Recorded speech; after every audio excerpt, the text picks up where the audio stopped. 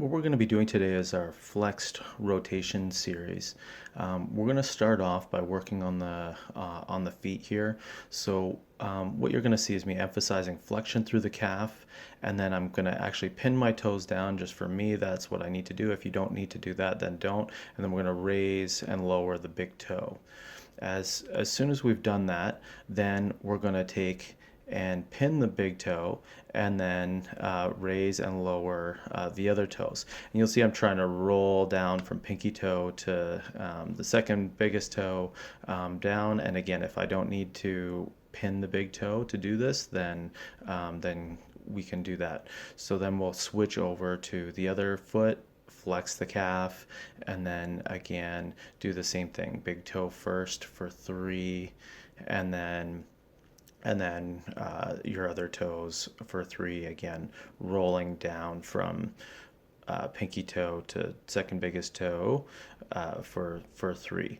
And with that, it's important to really flex as we're doing this. Second to that, we're going to line up the knees so that they're vertical and not moving left and right when we do this. You can do them one foot at a time if you need to. You'll see that as I'm trying to do this with 2 feet, it's a little bit harder to control, but I'm going to take and kind of point the toes down and then roll, and again flexing through the quad, flexing through the calf, and then roll the ankles 3 circles in and 3 circles outwards.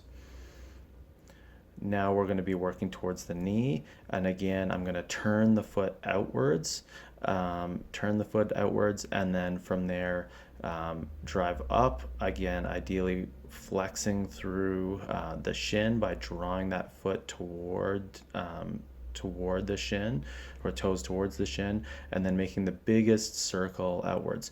In this first foot, I'm going to take and extend and release the foot at the bottom of the circle each time. And on the second foot, you'll see me just kind of keeping that and then working the ankle with a bent knee position, on at the end. So it's starting off and then just circling, keeping the foot in flexion, pointing that whole foot outwards, doing the circles like that. And then after I've done my circles both directions, then again I can work the ankle for a second. So that maybe gives you a couple options with that to kind of work both one or the other together. From there, I'm going to go to the hip. With the hip, the most important part is actually that I'm going to flex my abs. As I'm doing this, I'm going to turn the toe out first. So you'll see the toe points outwards, raising my knee up and keeping my hips like parallel to my back, and then circling around and through. I'm going to go in, I think I messed up there. I think I meant to go in the opposite direction, but I think I just did the same. But again, we're going to the meant to go 3 in each direction as I'm doing this. So you see me switch sides here, and again toe outwards and then back up. And again, you can see a kind of a direct difference between the left and right side of my hip, how it's working. And again, flexing the abs here will make this create more stretch coming through to the hips. It should be fatiguing. The more stiff you are with the region that we're working, the more fatiguing it's going to be with this. So you can see me kind of taking a little bit of a breather here. I'm going to work the upper back here. And so for the upper back, you'll see me arching down and again flexing the abs as I'm doing this, and then circling through nice and tall in between as I'm rolling through on the sides. And I'm feeling this big stretch through like my back ribs and upper back, and moving through with that flexion. Again, that's a tight spot for me. So again, you'll see me kind of taking a breather. And again, the more that I'm affecting these breathing muscles in the upper back rib area, again, you're gonna have some more tension to fight with that. So take your time, and even if you have to kind of breathe through each of them, that's fine. From here, I'm gonna go to the scapula here. So as I'm doing the scapula, I'm going to do one arm at a time. As I'm doing this, I'm going to flex. So you see me kind of making a fist.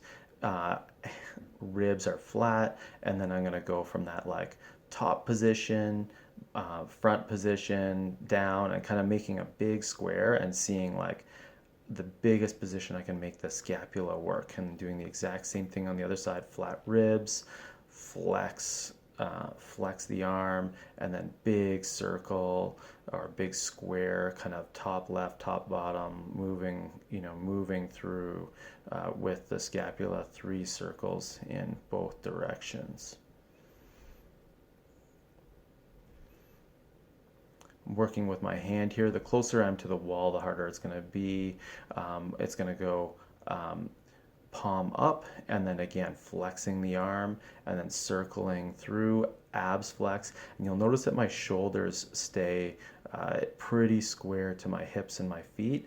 One of the mistakes that you can make is rotating through the hips and through the shoulders to kind of compensate for your inflexibility. This back part of the range tends to be the harder part of the range. And again, same thing, flexing the arms, circling through. This may be harder for some people, and so you'll have to go a little bit further from the wall to kind of create the same flexion and tension for yourself.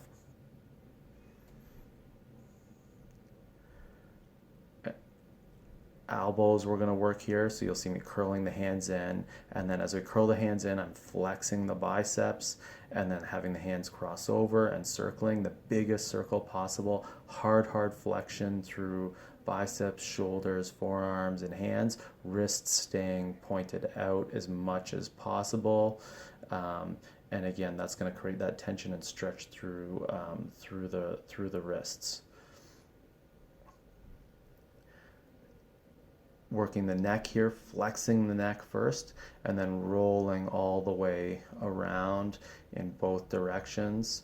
Same thing again, 3 circles one way, 3 circles the other way. With that, this one, if you feel any sharp pain, you definitely need to kind of ease off. But the harder that you flex, the more that you're going to feel that stretch and release from the neck. For all of these, you can definitely do more than 3 rotations. This is just kind of a quickie approach for that.